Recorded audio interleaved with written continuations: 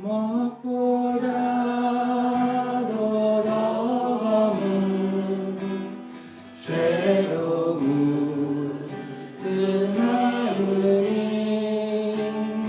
있는 보다 더 이게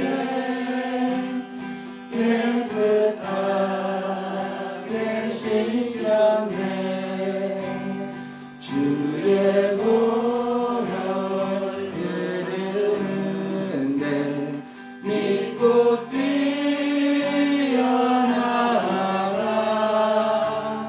주의 은혜 내가 입어 깨끗하게. 한번 더. 무엇보다도 더 보면 무엇보다도 더 검은 죄로 물든 마음이 있는 보다 더 이게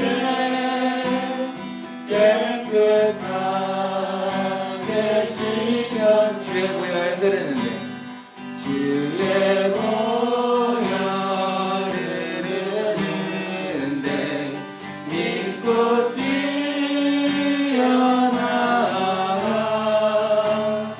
주의 은혜 내가 입어 깨끗하게 되어. 모든 의심 걱정과 모든 의심 걱정과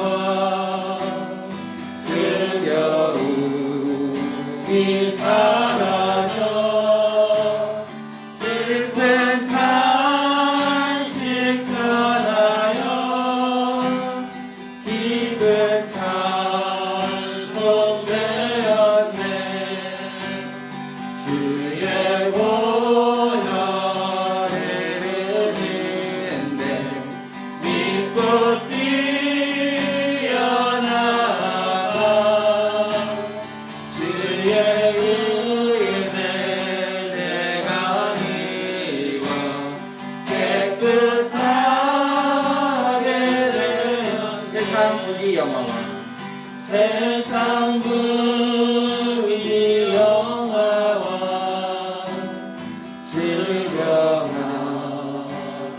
모든 것 주를 믿는 내게는 고통만도. 4절입니다. 나의 모든 고뇌는 나의 모든 고뇌는 저 천국에 쌓였네. 나의 평생 사랑은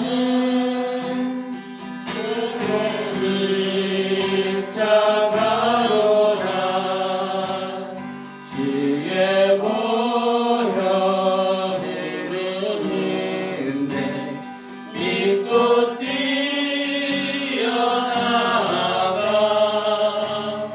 주의 은혜 내가 입어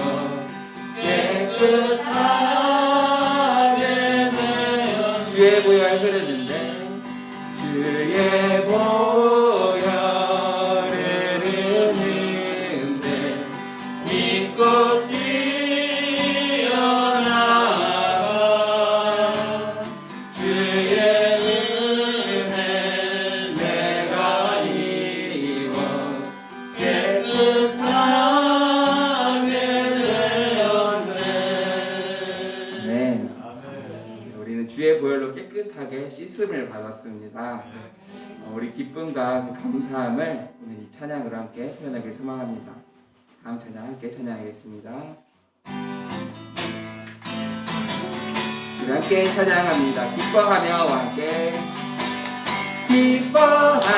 기뻐하며와 함께 노래 부르리. 소리 높여 할렐루야 부르리. 주님 앞에 나와 찬양 드리며 우리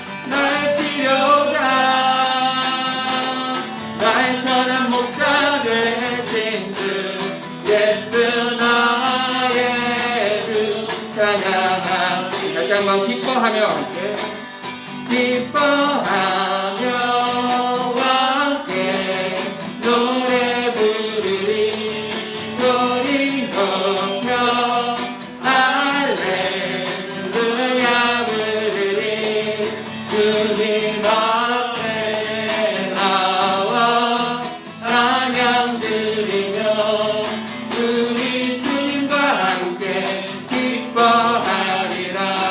나의 창조자 나의 창조자 나의 구원자 가장 귀한 나의 예수님 찬양합니다. 나의 치료자 나의 선한 목자 되신 주 예수 나의 주 찬양하. 한번 더 나의 창조자 나의 창조자 나의 구원자 가장 귀한 나의 예수님 찬양합니다. 나의 치료자 나의 선한 목자 되신 주 예수 나의 주 찬양하리. 이 기쁨 주님 주신 것 이 기쁨 주님 주신 것 이 기쁨 주님 주신 것 주께 영광 할렐루야. 주만 찬양. 앞뒤 공산에 앞뒤 공산에 꽃은 피었고 내 맘속에 웃음꽃 피었네. 이 기쁨 주님 주신 것 주께 영광 할렐루야. 5절입니다. 손뼉 치면서 손뼉 치면서 즐겁게 찬양해. 손뼉 치면서 손뼉 치면서 즐겁게 찬양해. 이 기쁨 주님 주신 것 주께 영광 할렐루야. 주만 한 번 더 손뼉 치면서 치면서 즐겁게 찬양해. 손뼉 치면서 즐겁게 찬양해. 이 기쁨 주님 주신 것 주께 영광 할렐루야. 주만 찬양해.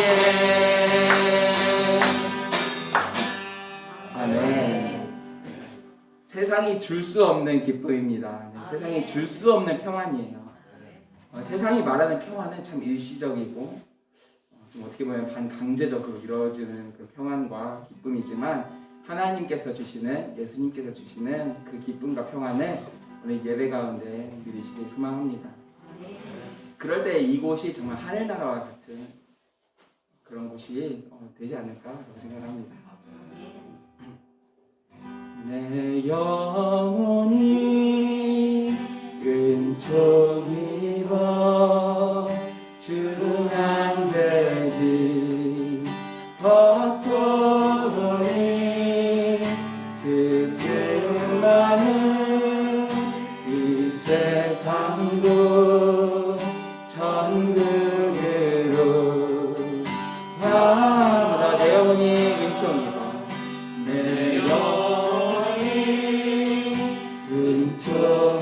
은총이여 중한 죄질 벗고 보니 슬픔 많은 이 세상도 천국으로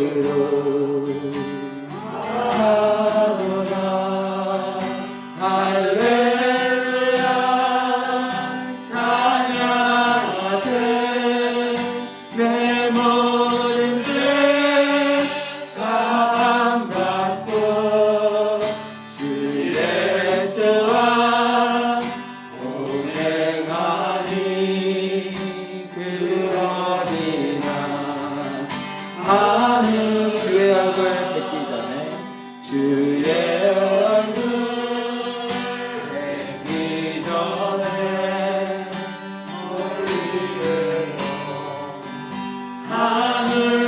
하늘나라 내 마음속에 이루어지니 날로 날로 가깝도다 할렐루야 찬양하세 내 모든 죄 사함받고 주 예수와 동행하니 그 어디나 주의 얼굴 뵙기 전에 주의 얼굴 뵙기 전에 멀리 뵈던 하늘나라 내 마음속에 이뤄지니 날로 날로 가깝도다 할렐루야 찬양하세 내 모든 죄 사함받고 주 예수와 동행하니 그 어디나 할렐루야 찬양하세 할렐루야 찬양하세 내 모든 죄 사함받고 주 예수와 동행하니 그 어디나 할렐루야 찬양하세 할렐루야 찬양하세 내 모든 죄 사함받고 주 예수와 동행하니 그 어디나 하늘나라 높은 산이 거칠들이 조망이나 궁궐이나 내 주 예수 모신 곳이 그 어디나 높은 산이 거칠들이 높은 산이 거칠들이 조막이나 궁궐이나 내 주 예수 모신 곳이 그 어디나 아멘. 우리 이제 함께 기도하겠습니다. 이미 왔으나 또 아직 오지 않은 우리가 완성해야 할 그 하나님 나라를 소망하며 기대하는 마음으로 나아갔으면 좋겠습니다. 이 예배 자리가 천국 같은 곳이었으면 좋겠어요. 이 예배가 정말 이 예배 시간만큼 우리가 정말 평안을 누리며 기쁨을 누리며 아무 걱정 근심 없이 오직 하나님만 예배할 수 있는 그런 시간이었으면 좋겠습니다. 예배를 위해 함께 기도하겠습니다.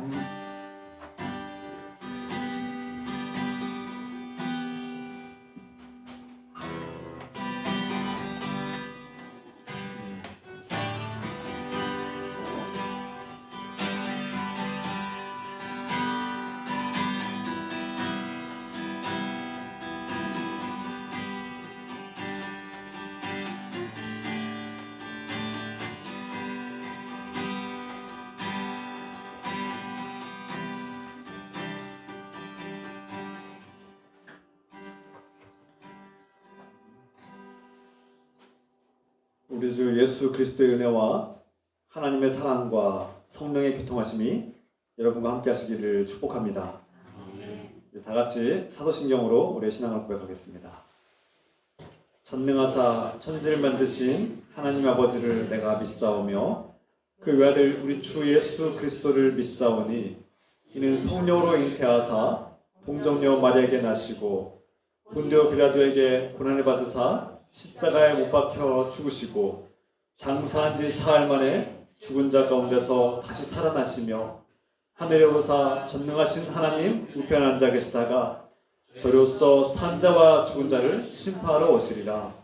성령을 믿사오며 거룩한 공회와 성도가 새로 탄 것과 죄를 사하여 주신 것과 몸이 다시 산 것과 영원히 사는 것을 믿사옵나이다. 아멘. 우리 하나님께 찬송드리며 준비하신 예물을 하나님께 드리겠습니다. 421장 찬송드립니다.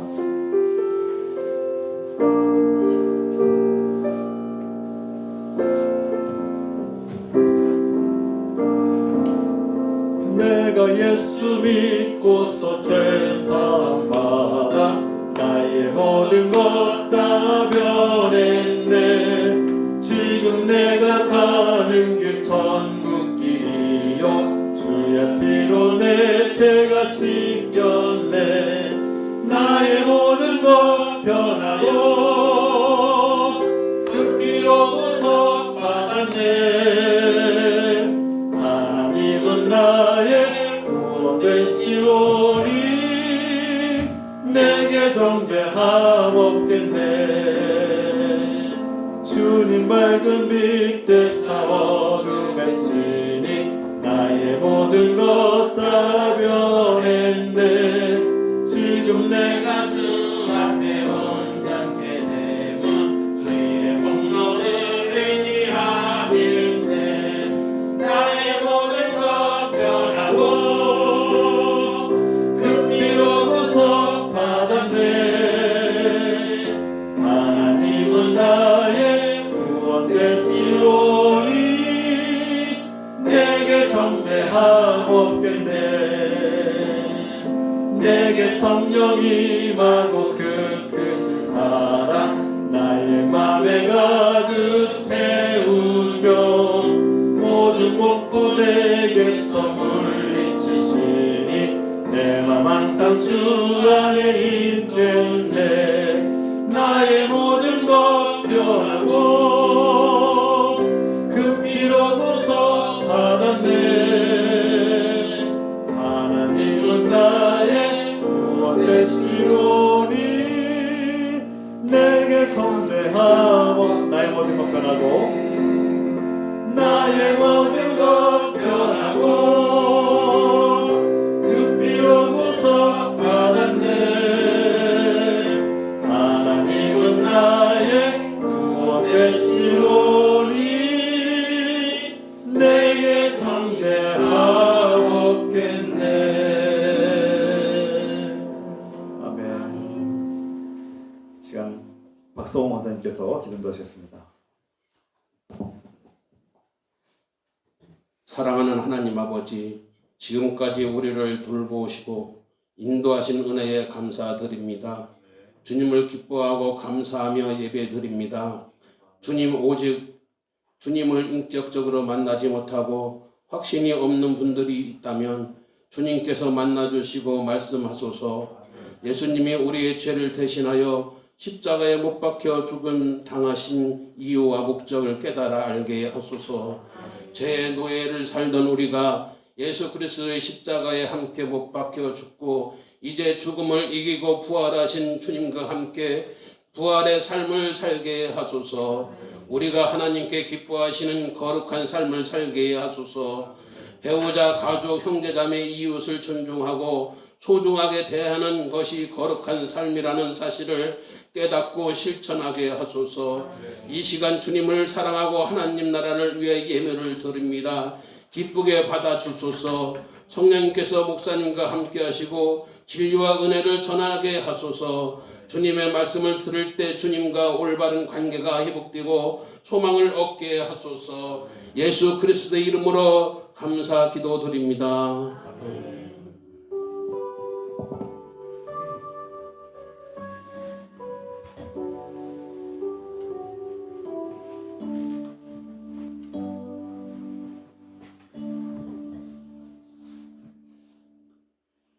네, 반갑습니다. 환영합니다. 주 이름으로 서로 인사합시다. 주 이름으로 사랑하고 환영합니다. 축복합니다. 주 이름으로 축복합니다. 사랑합니다. 반갑습니다. 몇 가지 교회 소식을 전하겠습니다.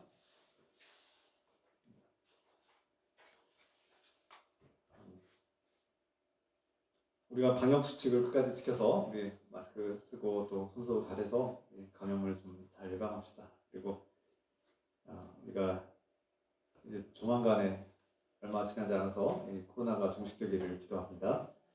또 그렇게 될 줄 믿습니다. 예배실이 지금 2층에서 1층으로 변경되는데요. 우리가 예배 가운데 귀한 은혜가 있길 소망합니다.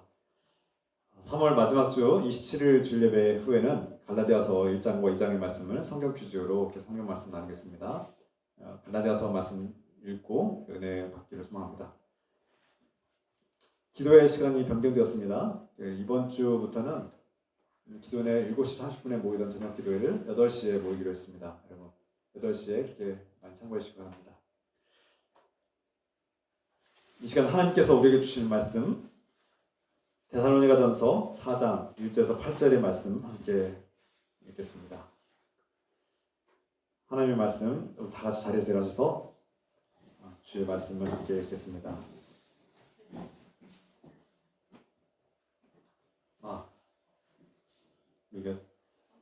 네, 죄송합니다. 데살로니가전서 4장 1절에서 8절 말씀을 제가 읽어드리겠습니다. 그러므로 형제들아 우리가 끝으로 주 예수 안에서 너에게 구하고 권면하노니 너희가 마땅히 어떻게 행하며 하나님을 기쁘시게 할 수 있는지를 우리에게 배웠으니 곧 너희가 행하는 바라 더욱 많이 힘쓰라. 우리가 주 예수로 말미암아 너희에게 무슨 명령으로 준 것을 너희가 아느니라. 하나님의 뜻은 이것이니 너희의 거룩함이라. 곧 음란을 버리고 각각 거룩함과 존귀함으로 자기 아내에 대할 줄 알고 하나님을 모르는 이방인과 같이 세욕을 따르지 말고 이 일에 분수를 넘어서 형제를 해하지 말라. 이는 우리가 너희에게 미리 말하고 증언한 것과 같이 이 모든 일에 주께서 신원하여 주심이라. 하나님이 우리를 부르심은 부정하게 하심이 아니요 거룩하게 하심이니 그러므로 저버린 자는 사람을 저버림이 아니요 너에게 그의 성령을 주신 하나님을 저버림이니라. 아멘. 잘 앉으시기 바랍니다.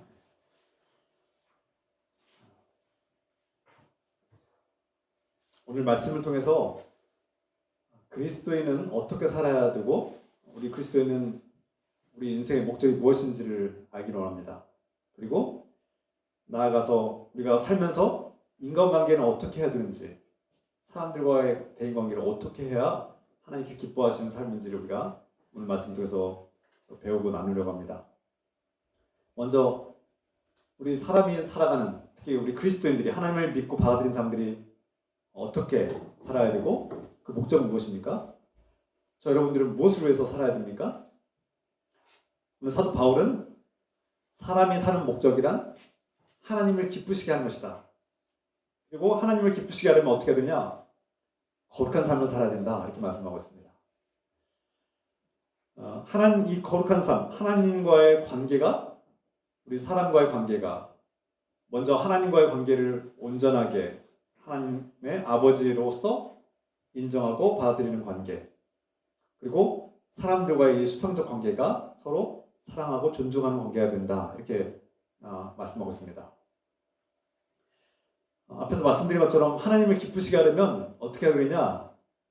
우리 인생의 목적인데 특히 그리스도인들의 목적은 우리가 살아가는 목적은 하나님을 기쁘시게 해야 되는 것이다.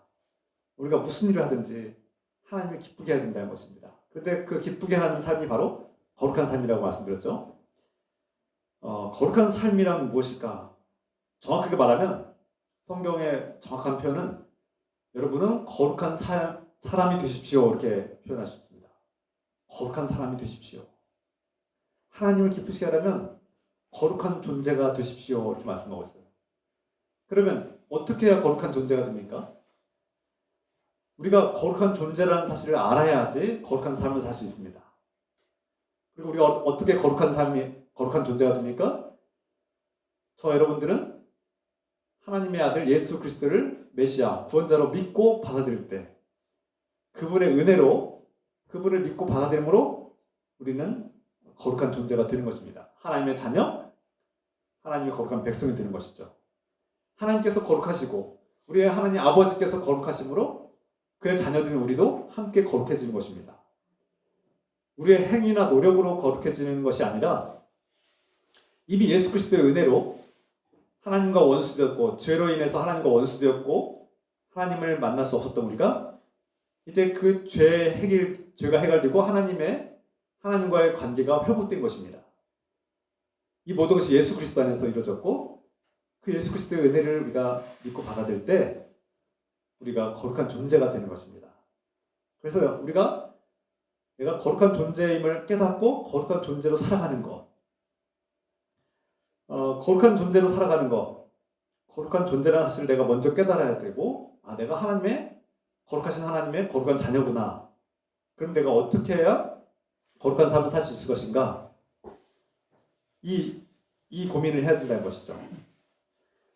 하나님은 우리가 거룩한 존재이므로 그에 합당한 거룩한 삶을 살아야 되는데 어떻게 해야 거룩한 삶을 살 수 있을 것인가?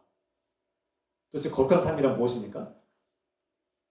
거룩한 사람들은 어떻게 살아야지 거룩해집니까? 어떤 사람들은 거룩해지십시오, 거룩한 삶을 살아야 됩니다 라고 말하면 이렇게 매일같이 여러 시간 동안 예배를 드려야 되나? 아니면은 오랫동안 기도하는 사람들이 거룩한 사람이구나. 아니면 어디 특별한 장소에 가서 일상 세상과 단절해서 수도 생활을 해야 거룩한 삶을 사는 것인가? 이렇게 생각하시는 분들이 종종 있습니다. 그런데 과연 세상과 단절하고 이렇게 종교적인 열성을 가지고 내가 오랫동안 기도하고 오래 많은 예배를 드리고 특별한 삶을 살아야지 거룩해지는 걸까요? 정말 성경이 하나님께서 기뻐하시는 삶이 그런 것일까요? 오늘 말씀을 통해서 거룩한 삶이 무엇인지를 우리가 나눌 텐데요. 적어도 그런 종교적 열성이나 특별한 종교적 열성이나 어떤 세상과 단절하는 것이 거룩함이 아닙니다. 물론 때로는 단절할 필요도 있고 때로는 혼자만의 시간이 필요하고 때로는 더 많은 예배, 더 많은 기도가 필요할 때도 있습니다. 그럴 때가 있죠. 필요할 때가 있습니다. 유익할 때도 있습니다. 그런데 진정 거룩함이란 성경이 말씀하는 거룩함이란 그런 것이 아니라는 거예요. 이 거룩한 삶, 오늘 사도 바울은 우리에게 거룩한 삶에 대해서 가르치고 있는데 뭐라고 말씀하십니까? 사도 바울은 그리스도인의 삶은, 이 삶의 목적은 하나님이 기쁘시게 되는 것이고 하나님께서 기뻐하시는 삶은 거룩한 삶, 우리가 거룩한 사람이 되는 것이고, 그러면 어떻게 해야 거룩한 삶이 되는 것인가? 그것은 추상적인 어떤 관념이 아니라 철학도 아니고 사상이나 이념도 아닙니다. 종교적인 열성을 특별하게 가지라는 뜻도 아닙니다. 거룩한 삶은 구체적이고 실제적인 현실로 나타나야 되는 것입니다. 그러면 어떻게 해야 구체적인 실천이 거룩함으로 나타날 수 있을까요? 먼저 부부 관계에서부터 시작하라고 사도 바울은 말씀하고 있습니다. 내 아내를 사랑하고 존중하고 거룩하게 여겨라. 내 아내를 존귀한 존재, 하나님의 자녀로 여기고 거룩하게 대하라는 것입니다. 여기서부터 시작하라는 것입니다. 우리가 거룩하게 사십시오 하면은 앞에서 말씀드린 그런 오해들을 하곤 하는데, 사도 바울은 오늘 거룩한 삶을 사십시오 하고서는 당신의 아내를 존귀한 존재로 여기고 거룩하게 대하십시오. 여기서부터 시작하라는 것입니다. 거룩한 삶은 여기서는 아내, 배우자를 먼저 말씀하셨는데, 여기서는 하나님과 교회와 우리 성도들의 관계, 신랑 되신 예수 그리스도, 신부가 되는 교회, 이런 관계, 부부 관계를 비유해서 말씀하신 거라고 볼 수 있는데요. 우리가 결혼하지 않는 사람들, 혼자 사시는 분들, 배우자가 없는 분들도 나에게 가장 가까운 사람, 내가 가장 먼저 사랑해야 될 가장 가까이 있는 사람이 바로 그 배우자, 아내로 상징될 수 있습니다. 그러니까 아직 결혼하지 않고 배우자가 없는 분들은 그렇다면 나에게 아내와 같은 존재, 나에게 배우자와 같은 존재, 가장 가까운 존재가 누구인가를 알아야 되는 것이죠. 사도 바울은 거룩한 삶이란 여러분에게 가장 가깝고 소중하게 여겨야 될 여러분이 가장 먼저 책임지고 돌봐야 될 그 사람이 누구인가를 깨닫고 가장 기뻐하고 가장 사랑하고 그 사람을 가장 존귀하게 여기고 존중하고 아끼고 소중하게 대하라는 것입니다. 이것이 하나님께서 기뻐하시는 거룩한 삶이라는 것이죠. 거룩한 삶은 추상적인 관념이 아닙니다. 어떤 철학적인 사상이 아닙니다. 우리 실제 현실에서 분명하고 구체적으로 나타나야 되는 우리의 현실이죠. 거룩함, 하기오스, 거룩함은 구분하라는 것입니다. 성별하라, 특별하게 구분하라는 뜻인데 먼저 하나님과 우상을 구분하라는 뜻입니다. 그래서 성경에서 음란을 버려라 이렇게 말씀하고 있죠. 음행하지 말라. 음행하지 말라는 말은 하나님 외에 다른 것을 섬기지 말라는 뜻입니다. 그러니까 하나님과 다른 것을 구분하라는 것입니다. 그래서 때와 장소를 구분해서 하나님을 섬기고 또 나와 다른 사람을 또 공동체를 구분할 줄 아는 것에서부터 거룩함이 시작된다고 볼 수 있는 것이죠. 예를 들어서 출애굽기 20장 8절 말씀에 안식일을 안식일을 기억하여 거룩하게 지키라 이렇게 말씀하고 있어요. 거룩하게 지키라는 말은 이 안식일을 여느 날과 다른 날처럼 여기고 여느 날과 다르게 보내라는 것이죠. 다른 방식으로, 다른 태도, 다른 방식으로, 다른 마음가짐으로 이렇게 그날을 대하라는 것입니다. 그렇다고 안식일에 뭐 특별하게 하는 게 아니에요. 노동을 멈추는 일, 다른 날과 다르게 일하지 않는 날, 다른 날과 다르게 하나님께 예배드리는 날, 뭔가 다른 날과 다른 방식으로 다르게 지내라는 뜻이죠. 또 레위기의 말씀들, 특히 6장 26절 말씀 보면 죄를 위하여 제사 드리는 제사장이 그것을 먹되 곧 회막, 뜰 가운 거룩한 곳에서 먹을 것이며, 그러니까 그 하나님께 제사를 드리는 곳은 회막이고 또 회막에서 그 거룩한 제사 음식을 먹어라. 그러니까 다른 때와 다른 장소와 구분해서 하나님께 나아가라는 그런 다른 방식으로 그날을 보내라는 것이죠. 그래서 안식일을 다른 날과 구분하는 일, 다른 마음가짐으로 다른 태도와 방식으로 대하는 일, 또 제사장은 안식일을 구분하고 그 회막이라는 장소에서 제사를 드리고 그곳에서만 제사 음식을 먹도록 구분하는 일, 이것이 거룩함의 시작이라는 것이죠. 그래서 시간과 장소를 구분할 때 거룩함이 시작됩니다. 물론 하나님은 어떤 특별한 시간과 장소에만 얽매이고 국한되시는 분이 아닙니다. 언제나 어디서나 우리와 함께 동행하시고 우리의 예배를 기쁘게 받아주시는 분이시죠. 그러나 여기서 구분하라는 것은 어떤 사람을 구분하고 어떤 공간이나 시간을 별도로 분리시키고 단절시키고 차단시키고 차별하라는 것이 아닙니다. 그런 뜻이 아니에요. 여기서 하기오스, 거룩함이란 구분하는 것인데 그것을 구분하는 것은 세상과 단절되고 바리새인들이 그랬죠. 바리새인들은 유대 율법주의에 빠져서 율법을 지키는 자와 율법을 지키지 않는 자를 분리시키고 차별했습니다.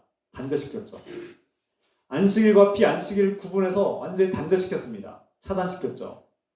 차별했습니다. 의인과 죄인이라고 분리하고 비유대인들, 이방인들이라고 정죄하고 또 안식일을 지키지 않는 자들을 정죄했습니다. 그건 차별이죠. 정죄와 차별입니다. 그건 단절과 그것은 차별이죠. 주님께서 원하시는 구분은 거룩함은 그런 것이 아닙니다. 우리 기독교는 그렇게 단절시키고 차별하고 억압하고 정죄하는 그런 종교가 아닙니다. 그것은 잘못된 오해입니다. 예수님의 모습을 보면 알 수 있죠. 예수님은 바리새인들과 달랐습니다. 그분은 거룩한 분이셨습니다. 그렇다고 해서 그분이 거룩함을 지키기 위해서 그렇게 바리새인들처럼 유대인과 비유대인들을 차별하고 정죄하거나 안식일을 지키지 않았다고, 율법을 지키지 않았다고 정죄하거나 차별하거나 단절시키지 않았었습니다. 오히려 반대로 행동하셨죠. 죄인들에게 다가가셨고 오히려 사람이 만든 기준들을 뛰어넘으셨고 철폐하셨고 안식일에도 연약하고 고통받는 사람들을 불쌍히시고 사랑하시고 그를 치유하셨습니다. 오히려 차별당하고 정죄당하고 차단되고 버림받은 사람들에게 다가가셔서 그들을 포용하시고 치유하시고 회복시켜 주시고 하나님의 사랑과 은혜를 알게 하셨습니다. 예수님의 행동은 우리가 알고 있는 그런 거룩함과 다르지요. 진정한 거룩함이란 무엇입니까? 오히려 이 세상에서 보잘것없고 버림받고 외면당하고 차별당한 사람들을 불쌍히 여기고 그 한 영혼을 존귀하게 여기고 소중하게 여기고 하나님의 자녀로 대하는 것. 이것이 거룩함의 시작이라는 것을 예수님께서 보여주셨습니다. 이것이 기독교의 정신입니다. 특별한 종교적 열성을 가진 사람들이 하나님께서 기뻐하시는 사람들이 아니라 그 사람들이 거룩한 사람이 아닙니다. 하루 종일 기도원에서 기도하시는 사람들이 거룩한 사람이 아닙니다. 하루 종일 예배만 드리는 사람들이 거룩한 사람이 아니라는 거예요. 오히려 종교적 열성으로 정죄하고 단절시켜버린 사람들에게 다가가고 여러 가지 사정과 이유로 예배에 참석하지 못하는 그 어려움에 처한 사람들을 불쌍히 여기고 존귀한 존재로 여기고 그들을 사랑으로 소중하게 대하고 거룩하게 여기는 것. 그것이 하나님께서 기뻐하시는 거룩한 삶이라는 것입니다. 우리가 알고 있는 기존의 거룩함과 다르죠. 그래서 사도 바울이 이 아내를 먼저 얘기한 것은 왜 그럴까 생각해야 합니다. 이미 앞에서 말씀드렸지만 하나님은 자신이 존귀하고 거룩한 것 같이 거룩하기 때문에 너희도 하나님의 백성이고 하나님 자녀가 된 너희도 거룩해야 된다라고 말씀하십니다. 거룩함의 반대말은 음란이죠. 음란. 앞에서 이미 말씀드린 것처럼 이 거룩한 삶을 이해하려면 음란과 음행이 무엇인지를 더 알아야 되죠. 정확하게 알 수 있습니다. 그래야지 더 거룩함을 이해할 수 있는데요. 바울이 곧바로 음란을 버리라고 가르칩니다. 거룩한 삶을 살기 위해서는 음란을 버려라. 성경에서 이 음란은 하나님 외에 다른 것을 섬기고 숭배하는 것, 하나님보다 더 사랑하고 우선순위를 여기는 것들이 다 음란하고 음행이 된 것이죠. 그래서 하나님이 아닌 다른 무엇을 내가 더 사랑하고 그것을 더 집착하고 그것을 더 의지하고 살면 그것은 음행을 행하는 것입니다. 그래서 바울은 이 음란에 대해서 가장 곧바로 이해하시는 것이 바로 부부관계에서의 음란이다. 이렇게 말씀하고 있죠.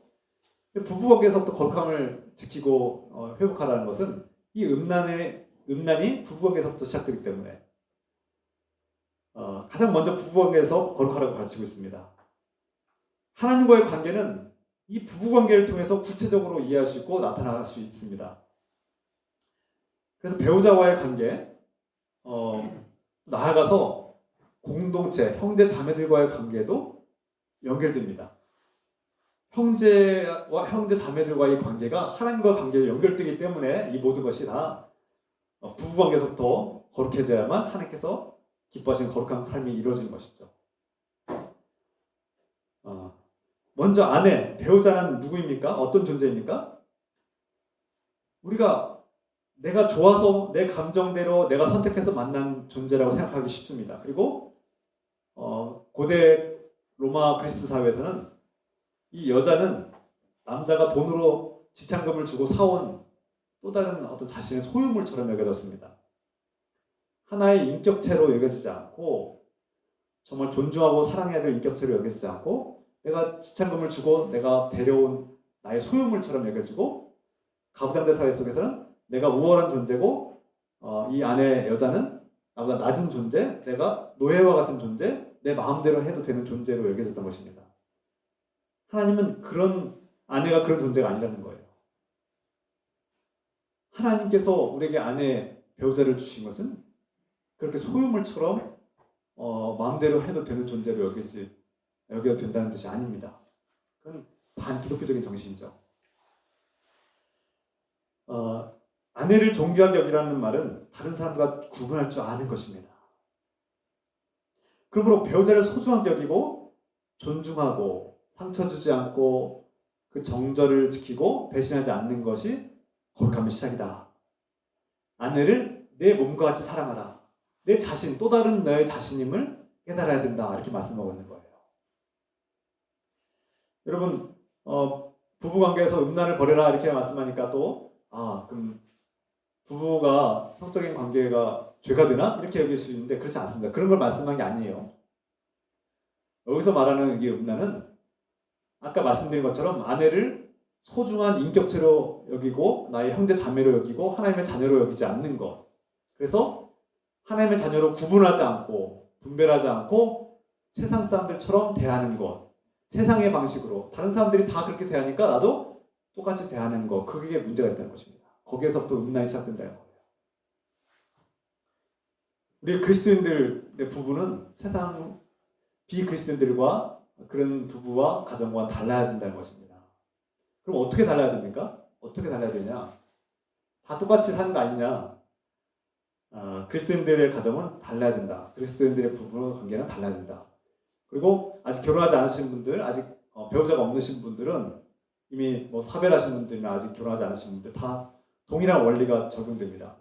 여기서 아내 배우자는 나에게 가장 가까운 사람, 내가 책임지고 돌봐야 될 나의 가장 사랑하고 섬겨야 될 첫 번째 되는 사람들을 말하는 것이죠. 또 동시에 우리는 우리 자신의 몸, 다른 성경에 보면 자신의 몸을 소중하게 여기고 존중하십시오라고 이렇게 번역을 할 수 있는데요. 자신의 이 몸, 성적 기관, 자신의 가진 성적 기관을 소중하게 다루고 함부로 사용하지 않는 것, 하나님 앞에 정직하게 사용하는 것, 올바른 기준과 올바른 방식으로 사용하는 것이 매우 중요하다는 것으로 이해할 수도 있습니다. 그래서 우리가 결혼을 했든 결혼하지 않았든 우리에게 주신 이 성적인 권리와 성적 기관을 거룩하게 사용하는 것, 존중하고 소중하게 대하고 함부로 사용하지 않는 것이 매우 중요한 거룩함의 시작이라고 할 수 있습니다. 이런 차원에서 음행이란 하나님께서 사랑하다고 주신 사람들, 우리에게 가장 가까운 사람들, 내가 책임지고 돌봐야 될 가장 첫 번째 되는 사람들을 하나님께서 나에게 주신 사람으로 인식하고 인정하고 그 사람을 소중하게 대하는 것, 그 사람을 소중한 인격체로 내가 존중하고 아끼고 책임지고 돌보는 것이 가장 먼저 해야 될 거룩한 삶의 시작입니다. 여기에서 우리는 앞에서 말씀드린 것처럼 거룩한 삶은 구분하는 것. 다른 가정들, 다른 부부들 다 그렇게 하니까 우리도 그렇게 한다가 아니라 그리스도인들의 가정에서는 이 거룩한 부부관계, 거룩한 가정, 거룩한 직장, 거룩한 친구관계, 거룩한 삶이 이루어져야 되는 것이죠. 여기서 이제 소통이 등장합니다. 존중하고 상대방을 존중하고 소중하게 대한다는 것은 무엇이냐? 그 사람의 말을 경청하는 것으로부터 시작합니다.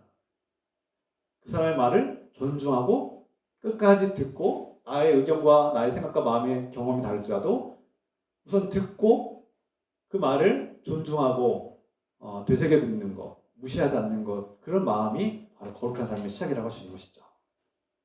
여러분, 남자와 여자는 미묘한 차이 같지만 매우 큰 차이처럼 느껴지고 종종 소통이 안 될 때가 있죠. 저도 살아보니까 그럴 때가 있습니다. 그런데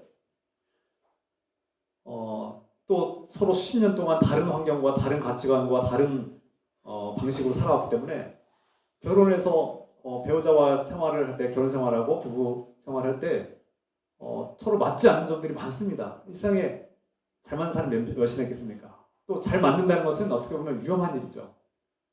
너무나 잘 맞고 너무나 잘 이해가 되고 너무나 똑같은 사람을 만나면 어떻게 보면 참 재미없을 수도 있고 매력을 느끼지 못할 수도 있고 거기에는 또 어떤 지루함과 무료함이 있을 수도 있습니다.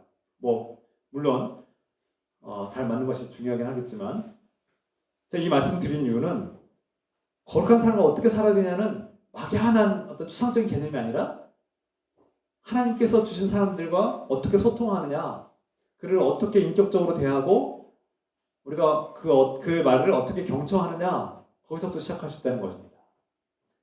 어떻게 보면 어려운 일이지만 어떻게 보면 거룩한 삶은 구체적이고 현실적이고 우리 삶 속에서 수없이 적용되는 삶인 것이죠. 그래서 하나님께서 기뻐하시는 거룩한 삶을 살기 위해서 오늘부터는 저 여러분들이 나와 가장 가까이 있는 사람들의 말을 경청합시다. 그 말을 존중합시다. 그리고 나와 다르더라도 우선 들어주려고 노력합시다. 우리는 세상의 사람들이 하는 방식과 다른 방식으로 그 사랑하는 사람들을 다시 다른 방식으로 대해야 된다. 이것이 구분하는 삶, 거룩한 삶이라고 했습니다. 거룩한 삶을 앞에서 말씀드린 것처럼 우리가 상대방의 모든 요구사항을 다 들을 수는 없습니다. 경청하고 존중하라고 했으니까 야 너는 오늘 목사님 말씀을 듣고 내 말을 경청해. 내 말대로 해야 돼. 내 말대로 다 들어줘야 돼. 이렇게 강요해서는 안 되는 것입니다. 소통은 일방적인 강요가 아닙니다. 물론 상대방의 말을 끝까지 듣는 게 참 어려워요. 저도 누군가의 말을 끝까지 듣고 있는 게 참 어려운 사람인 것 같습니다.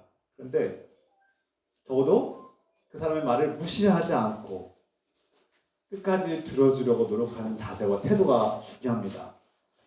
우리 늘기쁨교회 성도들은 서로의 말을 끝까지 들어줍시다. 나와 의견과 생각이 다를지라도 끝까지 경청하고 그 말을 다 100% 요구사항을 들어주는 것이 핵심이 아니라 그 사람의 마음을 내가 알고 그 사람의 마음과 소통해야 되겠다. 그 사람이 어떤 생각과 마음을 가지고 있는지를 좀 알고 존중해야겠다라는 그런 마음가짐과 태도로 대하기를 소망합니다.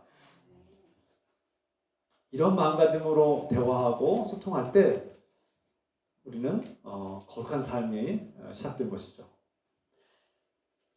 그래서 부부관계에서 서로 한 몸을 이루라는 주님의 말씀처럼 서로 소통하고 서로의 마음을 헤아리고 또 교회가 서로의 마음을 헤아리고 주님의 마음을 헤아릴 때 주님께서 우리의 마음을 아심으로 우리는 소통이 원활하게 이루어지고 주님과의 소통이 이루어질 때 우리는 거룩한 삶이 시작된다고 볼 수 있습니다. 하나님은 우리가 무엇을 가장 소중하게 여기고 또 존귀하게 여기고 무엇을 가장 소중하게 여기고 있는지를 정확하게 알고 계십니다. 우리가 아무리 숨기고 속이려고 할지라도 하나님을 속일 수 없습니다. 숨길 수 없습니다. 우리가 하나님을 사랑한다고 말하면서 하나님보다 더 소중하게 여기고 더 의지하고 더 집착하는 것이 무엇인지 하나님은 정확하게 알고 계세요. 그래서 하나님께서 여러분들에게 정말 네가 나를 사랑하느냐라고 물으실 때 우리는 정직하게 우리의 마음을 고백해야 합니다. 제가 주님 사랑한다고 생각했는데 주님께서 그런 질문을 하시는 거 보니까 제가 주님보다 성공을 더 기대하고 성공을 더 집착하고 어떤 부와 명예와 어떤 돈과 권력과 어떤 세상의 것 아니면 내가 자녀에게 주님 사랑한다고는 말하지만 내가 자녀에게 더 집착하고 살고 있는 것은 아니었는가? 내가 주님을 사랑한다고 말을 하면서도 내 건강에 너무 집착하고 살고 있지 않는가? 주님께서는 우리가 주님보다 무엇을 더 우선순위 여기고 우리가 주님보다 더 아끼고 소중하게 여기는 것들을 정확하게 알고 있습니다. 속일 수가 없고 숨길 수가 없습니다. 그러므로 우리가 하나님의 이 말씀을 들을 때 내가 정말 하나님 앞에 기뻐하시는 삶을 살기 위해서 하나님을 기쁘시게 하기 위해서 거룩한 삶을 살고 있는가 우리 자신을 깊이 돌아봐야 합니다. 그리고 하나님을 사랑하는 사람들은 하나님께서 나에게 주신 사람들도 거룩한 마음으로 대하고 사랑할 줄 알아야 이 거룩한 삶이 이루어지는 것입니다. 하나님을 사랑한다고 말하면서 형제 자매와 나에게 주신 배우자나 나에게 주신 가장 사랑해야 될 첫 번째 되는 사람들을 무시하고 있고 그들의 마음을 외면하고 있고 그들의 말을 경청하지 않는다면 소통이 단절되어 있다면 거룩한 삶은 거리가 멀어지는 것이죠. 거룩한 삶은 어떤 추상적인 개념도 아니고 특별한 종교적인 열성을 말하는 것도 아닙니다. 오히려 하나님과 소통하고 하나님 말씀을 내가 듣고 있고 내가 나의 마음을 알고 계신 하나님 앞에 나의 마음을 정직하게 고백하는 것. 거기서부터 소통이 시작되고요. 또 우리에게 주신 가장 가까운 사람들, 배우자, 가족들, 자녀들, 부모님, 또 친구들과 이웃들, 동료들, 그 사람들과 내가 그 마음을 헤아리고 그들의 말을 경청하고 존중하고 있는가? 그들을 한 인격체로 하나님의 자녀로 또 하나님께서 사랑하시고 구원하길 원하시는 한 영혼으로 바라보고 대하고 있는가? 이것을 돌아봅시다. 그래서 우리 그리스도인들이 어떤 사람을 만나고 대할 때 그냥 세상 사람들이 대하는 똑같은 방식으로 대하는 것이 아니라 내가 특별하게 그 사람에게 뭔가를 많이 주려고 하는 것이 아니라 오히려 그 사람의 마음을 헤아리고 그 사람과 소통하려는 그 사람의 마음을 경청하려는 마음과 태도, 누군가를 무시하지 않는 태도, 하나님께서 사랑하시고 구원하기를 원하시는 존귀한 한 영혼으로 대하고 있는가를 깊이 돌아봅시다. 여기에 거룩한 삶의 핵심이고 본질이 있습니다. 오늘 말씀을 제가 묵상하고 준비하면서 제 자신을 돌아보았습니다. 저는 죄송하고 참 부끄럽지만 인간관계, 대인관계를 썩 매끄럽게 해온 사람이 아닙니다. 참 부끄럽고 제 자신에게 문제가 있어요. 사람들과의 좋은 관계를 유지하기 위해서 정말 원만하고 정말 좋은 대인관계를 유지하지 못하고 있다고 그런 느낌이 늘 있습니다. 소통을 잘하고 있느냐? 사실은 저 자신이 소통을 잘하고 있지 못한 것 같은 느낌이 있습니다. 그래서 대인관계나 인간관계가 항상 어렵게 느껴지기도 하고 사람들과 어떻게 관계를 맺어야 될지가 어려울 때가 있었어요. 지금도 잘하고 있지 못한 것 같아요. 이런 대인관계가 어렵게 느껴지고 누군가 사람들과의 관계에서 항상 문제가 생긴다면 우리 자신을 깊이 돌아봐야 합니다. 거기에는 원인이 있습니다. 그 중에 특별한 여러 가지 요인들이 있겠지만 그 중에서도 가장 큰 걸림돌과 방해 요소가 된 것은 바로 자기 중심성입니다. 자기 중심으로 생각하고 다른 사람들을 내 중심에 맞게 내 필요와 욕구를 채워주기 위해서 필요한 존재로 이용하려고 하기 때문이 아닐까요? 거기에서부터 이해관계가 충돌하고 문제가 생기고 다른 사람들을 이해하지 못하고 마찰이 생기고 그래서 대인관계가 인간관계가 많은 문제를 일으키지 않는가 돌아보게 됩니다. 주님께서 오늘 말씀하시는 거룩한 삶을 살라는 것, 내 형제자매를 해하지 말고 그들을 존중하라는 이 말씀은 우리 그리스도인들이 모든 대인관계, 인격적인 인간관계에서 깊이 생각해야 될 본질이고 원리입니다. 저는 이 말씀을 준비하고 또 전하면서 제 자신이 그렇게 살지 못하고 있는 것을 고백하고 회개합니다. 저는 제 아내의 말을 그렇게 경청하지 못할 때가 너무나 많아서 아내의 말을 듣고 있으면 이게 화가 날 때도 있고 잘 이해가 되지 않을 때도 있고 그래서 이렇게 막 쏘아붙이기도 하고 반박하기도 하고 그러다 보면 언쟁이 생기기도 하고 그래서 아내로부터 잘 공감을 잘 못하는 소통이 잘 되지 않는 그런 답답함을 아내도 느끼고 저도 느낄 때가 있습니다. 그뿐이겠습니까? 제 사랑하는 자녀들하고도 소통할 때도 어려움이 있습니다. 우리 자녀들도 점점 사춘기가 되고 자아가 강해지면서 한 인격체로 존중해야 되는데 제가 여전히 제 자녀로만 볼 때가 있습니다. 한 인격체로 그 의견을 존중하고 그 의견을 경청해야 되는데 내 자녀니까 너는 나의 의견을 따라줬으면 좋겠다라고 강요할 때가 없지 않아 저도 모르게 발생할 때가 있는데요. 이것은 소통을 가로막는 소통이 단절되는 현상이죠. 여러분은 어떻습니까? 또 목사로서 교인들과 소통할 때도 정말 제가 소통을 잘하고 있는가 깊이 돌아보면 그렇지 못할 때가 있음을 반성합니다. 교인들의 의견을 충분히 경청하고 있는가?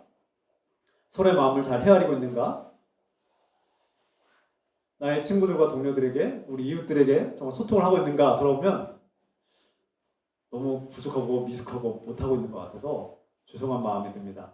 그래서 우리가 그냥 죄송한 마음으로 끝내는 것이 아니라 어떻게 하면 목사로서 교인들과 더 소통할 것인가를 연구하고 고뇌하고 또 먼저 앞서서 아내와 가족들과 내가 가장 먼저 사랑해야 될 하나님께서 저에게 주신 사람들을 존귀한 존재, 거룩한 존재로 여기고 거룩한 방식으로 대하고 거룩한 방식으로 대화를 하고 거룩한 방식으로 그렇게 서로의 몸과 마음을 대할 수 있는 그런 사람이 되기를 기도합니다. 오늘 말씀을 듣는 저 여러분들, 우리의 성적 기관을 하나님께서 기뻐하시는 방식으로 사용하고 있습니까? 우리가 대화할 때 하나님께서 기뻐하시는 방식으로 거룩한 방식으로 대화를 하고 있습니까? 우리 교회는, 우리 늘기쁨 공동체는 우리 이웃들과 이 지역사회에서 정말 건강한 하나님께서 기뻐하시는 거룩한 방식으로 소통하려고 노력하고 또 그렇게 시도하고 있습니까? 우리의 숙제고 과제입니다. 우리 교회가 앞으로 우리 지역사회, 우리 안에서도 가장 가까운 사람들, 하나님께서 주신 가장 가까운 사람들과 먼저 소통하고 책임감 있게 거룩한 사람으로, 거룩한 존재로, 존귀한 존재로 대하십시오. 먼저 아내에게, 부모에게, 자녀에게, 친구들에게, 동료들에게 그렇게 거룩한 대화 방식으로, 거룩한 태도로 대합시다. 그래서 해를 주지 않고 오히려 유익한 선한 영향력을 끼치는 주님의 사람들로 살아가시길 부탁드립니다.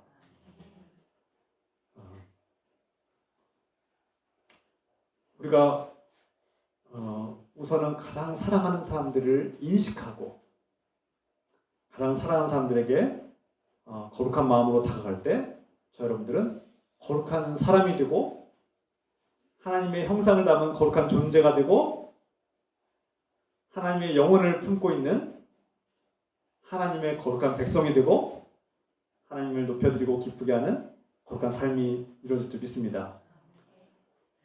하나님께서 기뻐하시는 거룩한 사람이 되고 거룩한 삶이 이루어지기를 주 예수 그리스도의 이름으로 축원합니다.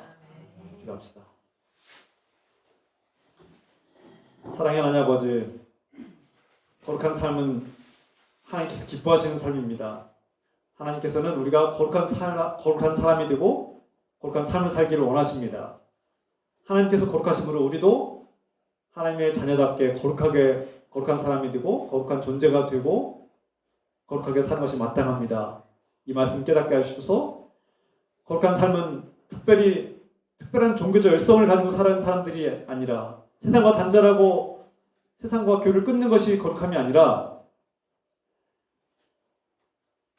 신앙을 가진 사람과 신앙을 갖지 않은 사람들을 차별하고 억압하는 것이 아니라 오히려 내가 사랑해야 될 사람들, 하나님께서 나에게 주신 사람들을 인식하고 내가 거룩한 사람이므로 거룩한 방식으로 대하고 그 존귀한 하나님의 거룩한 백성들을 거룩한 방식으로 대화하고 그런 태도와 마음가짐으로 대하고 소통할 때 이 거룩한 삶이 시작되고 이 거룩함의 본질이 이루어진 줄 믿습니다.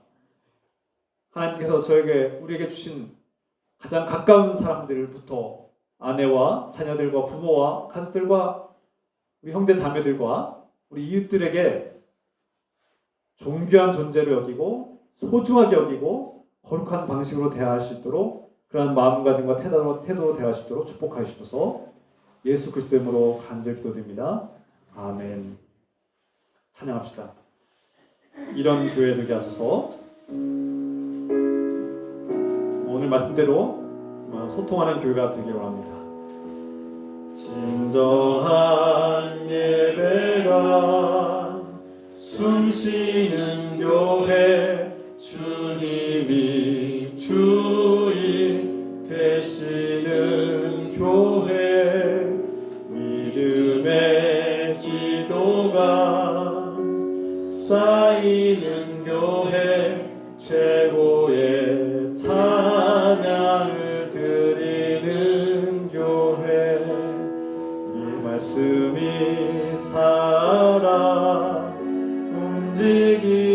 교회 성도의 사랑이 넘치는 교회 섬김과 헌신이 기쁨이 되어 열매 맺는 아름다운 교회 주님의 마음 닮아서 이웃을 사랑하는 교회 주님의 영광을 위해서 빛 되신 주님 전하는 교회 사랑의 불꽃이 활짝 피어나 날마다 사랑에 빠지는 교회 주께서 사랑하는 우리 교회가 이런 교회 되게 하소 주님의 마음 닮아서 주님의 마음 닮아서 이웃을 사랑하는 교회 주님의 영광을 위해서 빛 되신 주님 전하는 교회 사랑의 불꽃이 활짝 피어나 날마다 사랑에 빠지는 교회 주께서 사랑하는 우리 교회가 이런 교회 되게 하소서 이런 교회 되게 하소서 함께 기도합시다. 사랑하는 하나님 아버지 오늘 이 말씀 깨닫게 해주시옵소서.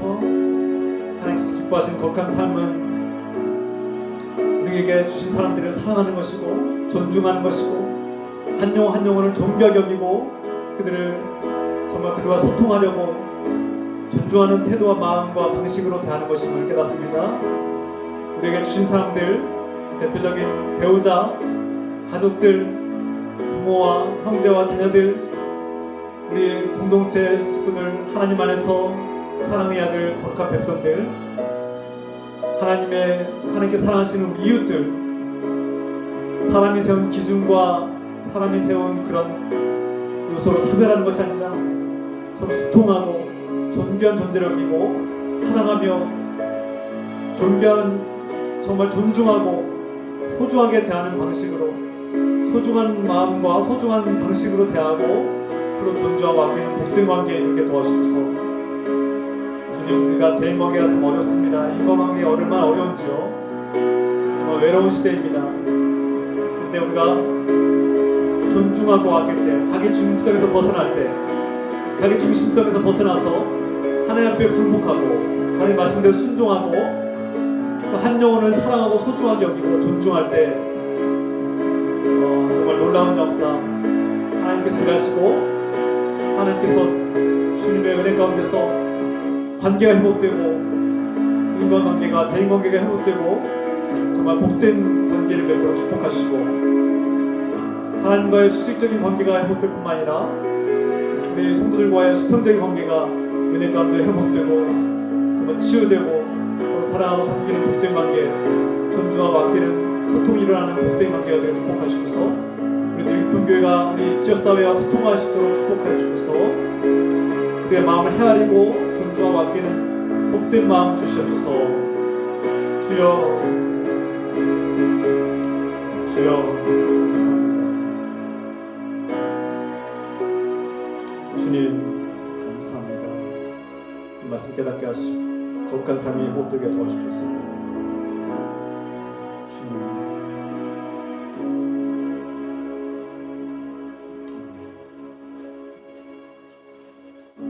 사랑하는 하나님 아버지, 하나님께서 기뻐하시는 거룩한 삶을 살기 원합니다. 하나님께서 우리에게 주신 사람들을 우리가 사랑하고 돌봐야 될 사람들을 존중하고 하나님께서 주신 선물로 여기고 또 다른 나 자신임을 여기고 우리의 몸뿐만 아니라 우리의 배우자를, 우리의 가족들, 우리 자녀들과 부모, 형제 자매들, 여기에 주여 안에서 한 식구가 된 형제 자매들을 거룩한 방식으로 존귀하게 여기고 존중하고 아끼며 우리가 거룩한 사람으로, 거룩한 존재로 살아갈 수 있도록 축복하시소서.